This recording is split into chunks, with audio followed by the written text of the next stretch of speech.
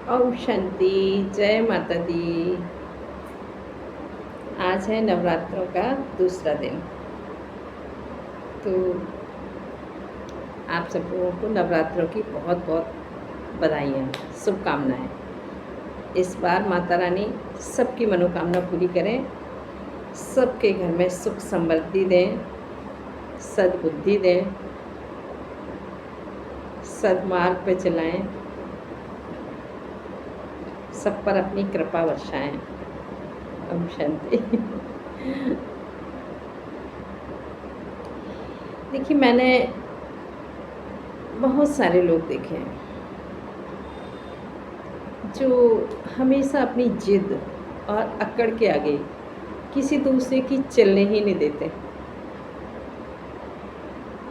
इतना वो, क्या बोलूँ, ऐसे होते हैं ना, जिद्दी टाइप के, कि उनको अपनी बात के आगे किसी की बात सही लगती ही नहीं है। उनको लगता है कि जो मैं कर रहा हूँ वही सही है, बाकी सारे लोग गलत हैं। लेकिन ऐसा नहीं होता है। आदमी क्या होता है, क्रोध में, अक्कड़ में अपना विवेक खो देता है। उसको समझ नहीं आता कि मैं क्या कर रहा हूँ। जिद जिद में इंसान इतना अंधा हो जाता है कि उसको पता ही नहीं लगता कब उसका घर बिखर गया। परिवार ऐसे नहीं चलते हैं। परिवार को चलाने के लिए झुकना भी पड़ता है, मुड़ना भी पड़ता है, सुनना भी पड़ता है, समाना भी पड़ता है, बहुत कुछ झेलना भी पड़ता है। ऐसा नहीं होता है कि अकड़ के हम सबको झुका लेंगे। कहते हैं झुकता वही है जिसमें जान होती है, अकड़े रहना मुर्दे की पहचान होती है। देखो, मुर्दा होता है ना, वो अकड़ जाता है, झुकता नहीं है फिर। तो जो ज़्यादा अकड़ू इंसान होता है ना, उसको मुर्दे के समान ही समझना चाहिए। उसके अंदर की इंसानियत बिल्कुल ख़त्म हो चुकी है, मर चुकी है, संस्कार उसमें है ही नहीं। जो हर किसी को बस झुकाना ही चाहता है, ऐसा नहीं होता है। हर जगह एडजस्ट करना पड़ता है। ज़रूरी नहीं है कि हम बुज़ुर्ग हैं तो हम सही हैं। कभी कभी गलती है ना, बुज़ुर्गों से भी हो जाती है। और बुज़ुर्ग क्या, गलती करने वालों को बुज़ुर्ग तो नहीं कह सकते, बूढ़ा कह सकते हैं। क्योंकि बुज़ुर्ग जो होते हैं ना, वो अनुभवी होते हैं, वो कभी गलत नहीं करते। बुज़ुर्गों का सम्मान किया जाता है। लेकिन बूढ़े तो मूर्ख और बेवकूफ़ ही हो जाते हैं। बुढ़ापा तो सभी का आता है ना। तो ज़रूरी नहीं है कि जो आदमी एजेड है तो वो समझदार है, ऐसा नहीं। कभी कभार मैंने देखा है, छोटे बच्चों में बहुत समझ होती है, वो बड़ों से भी ज़्यादा अच्छी बात करते हैं। लेकिन बड़े हैं ना, अपनी उम्र का तकाजा दिखाते हैं कि हम इनसे ज़्यादा हैं उम्र में। उम्र बड़ी होने से कोई समझदारी से कोई लेना देना नहीं है। उम्र और समझदारी दोनों अलग चीज़ें हैं। देखो, कई लोग बुढ़े हो जाते हैं, बुढ़ापे तक कुछ भी नहीं कर पाते हैं। कई छोटी सी एज में कितना नाम कर लेते हैं। तो ज़रूरी नहीं है कि हम जब बूढ़े होंगे तभी कुछ करेंगे। देखो, किसी अच्छे काम को करने के लिए ज़रूरी नहीं है हमें 100 साल ज़िंदा रहना है। हम 20 साल ज़िंदा रहें। भगत सिंह को देखा, आज तक उनका नाम लिया जाता है। उनकी एज कितनी थी? उन्होंने अपना योगदान देश को आज़ाद कराने में लगाया था, तो उनको आज भी याद किया जाता है। वो भी तो छोटे थे, उनको क्या पड़ी थी अपनी बलिदान करने की, अपनी जान की कुर्बानी देने की। और भी तो लोग हैं, और तो किसी ने नहीं दी। उन्होंने ही क्यों दी? क्योंकि हर आदमी की सोच एक जैसी नहीं होती है। किसी को तो आगे बढ़ना पड़ेगा ना। भीड़ तो अपने आप इकट्ठी हो जाती है, हिम्मत का कदम तो एक को किसी को बढ़ाना पड़ता है। ऐसे ही घर में भी है, जो घर का मुखिया होता है ना, उसको सत्य के मार्ग पे चलना होता है, सभी के मोड़ को समझना होता है। ऐसा नहीं है कि जिधर देखा फ़ायदा उधर ही लुढ़क लिए, ऐसा नहीं होना चाहिए। निष्पक्ष होना चाहिए, उसको पक्षपात नहीं करना चाहिए, तभी उसको बुजुर्ग बोल सकते हैं, अन्यथा तो बूढ़ा ही है।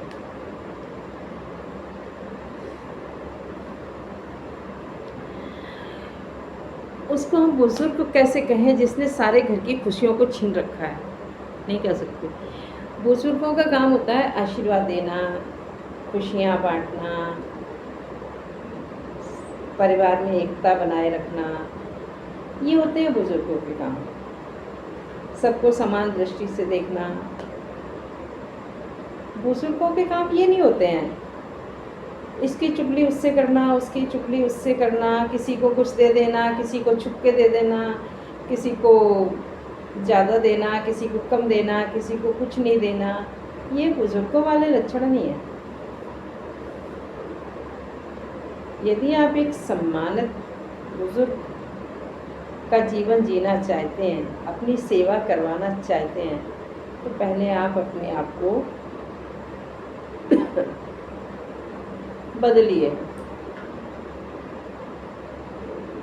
कहते नहीं, चेक इज चेंज। पहले अपनी चेकिंग करो कि मैं कहाँ गलत हूँ, फिर उसको चेंज करो। लव इन लॉ, बैलेंस रखना चाहिए। ये नहीं कि प्यार में इतने अंधे हो जाओ कि हम लॉ भूल जाएं, और ये भी नहीं है कि लॉ में हम इतने अड़े रहें कि हम लव ही भूल जाएं। इसलिए लव एंड लॉ का बैलेंस होना चाहिए, प्यार भी और सच्चा मार्ग भी।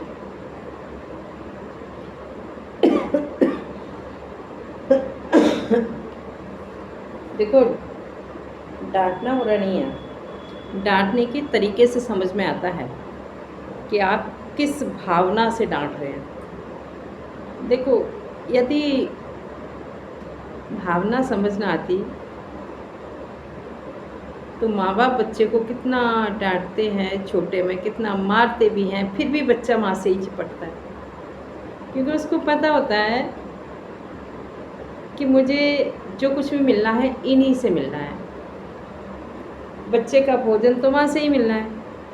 माँ डांटती भी है, मारती भी है, फिर भी वो माँ से प्यार करता है।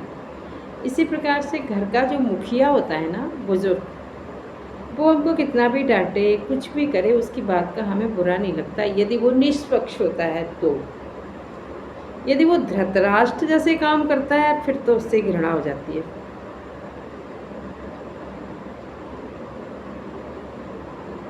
कहते मोह सकल व्याधन कर मूला, जासे उपजे नाना सूला। जो बूढ़ा व्यक्ति मोह में आकर्षित हो जाता है ना, मोह के कारण गलत फैसले करता है, वो फिर सम्मानित नहीं रहता है। हालांकि लोग कुछ ना बोले मुंह पर, पीछे से बोलते हैं, सम्मान कोई नहीं करता उसका। अपने मन में कुछ भी समझे, कुछ भी करे, लेकिन उसका कोई सम्मान नहीं करता है। जिसके परिवार में प्रेम होता है, भाइयों में एकता होती है, वो कहते नहीं है,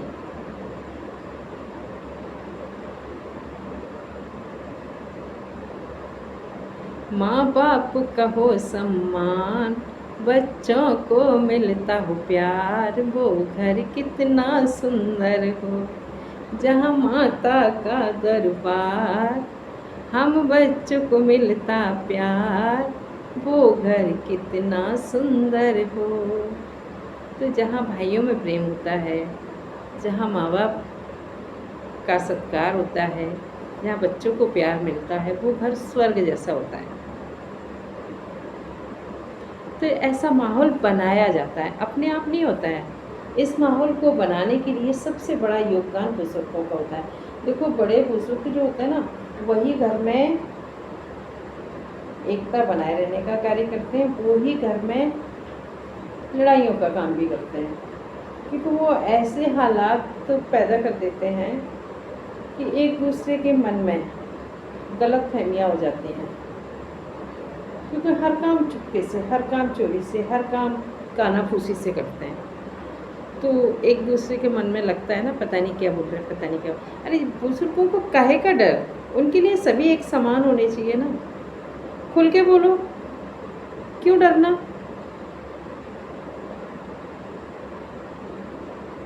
लेकिन उन्होंने पहले से ही ऐसा अपना लल्लू जैसा नेचर बना रखा है। क्या होता है कि ऐसा अक्सर मालूम किस घर में होता है, जिस घर के बड़े बूढ़े हैं ना, लालची होते हैं। जैसे मान लीजिए एक घर में 3 बेटे हैं, तीनों की शादियां हो रही हैं। एक बेटा बड़ा है, उसकी पहले शादी हो गई, लेकिन वो थोड़ी सी गांव से शादी हुई उसकी, और थोड़ा किसान परिवार से वो लड़की आई, तो उसके घर में कोई इज्जत नहीं, क्योंकि किसान की बेटी है। जबकि इनको ये नहीं पता, किसान ही नहीं होगा तो तुम खाओगे क्या, किसान ही तो अन्न पैदा करता है, और किसान की बेटी आकर पकाएगी नहीं तो तुम्हें खिलाएगा कौन। लेकिन थोड़े ही दिन बाद दूसरी बहू आती है शहर से, थोड़ी सी पैसे वाली। वो क्या करती है, वो होती है चापलूस, काम कुछ नहीं करती है, सिर्फ मक्खन लगाती है। कैसे, मम्मी जी, पापा जी, आप खा लीजिए, आप ले लीजिए, ये कर लीजिए, वो कर ली, बस। फिर क्या, मम्मी और पापा जी फूल के कुप्पा हो जाते हैं। फिर तो अरे बहू बहुत अच्छी है, और ऊपर से वो थोड़ा सा कुछ अपने मायके से ला करके और दे देती है। फिर तो वो तो और भी लालच, कभी मम्मी जी के लिए खाने के लिए कुछ ले आई, कभी पापा जी के लिए शर्ट ले आई, कभी मम्मी को चप्पल पहना दी।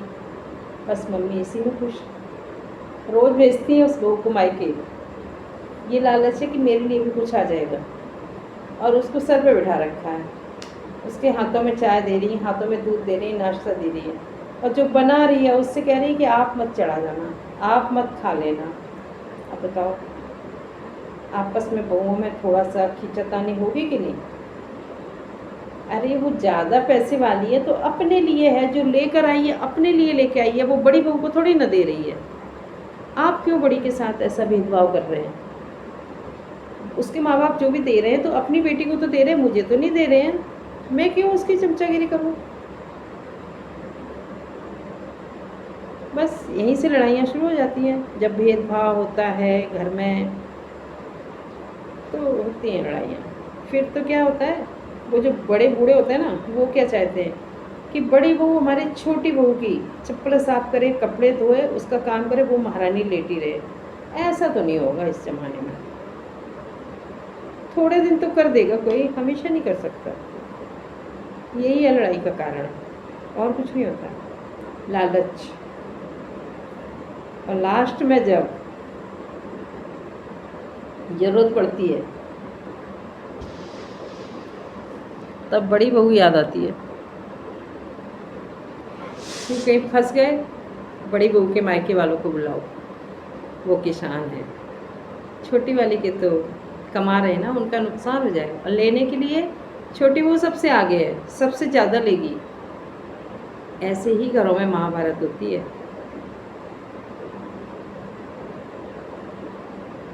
ओम शांति।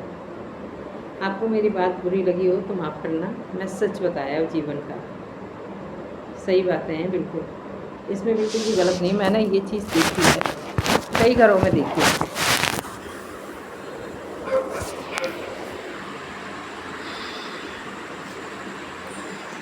कई लोग होता है ना, दिखावा बहुत करते हैं, घंटे बजाएंगे, दीपक जलाएंगे, आरती करेंगे, पूजा करेंगे। वही वाली बात है ना कि मन में राम बगल में छुरी। इससे कुछ नहीं होता है, कर्म तो खोटे कर रहे हैं, कर्म भी तो अच्छे होने चाहिए। ओम शांति। ठीक है भैया, मैं ज़्यादा बुराई कर चुकी हूँ, माफ़ करना, लेकिन ये सच्चाई है। ओम शांति।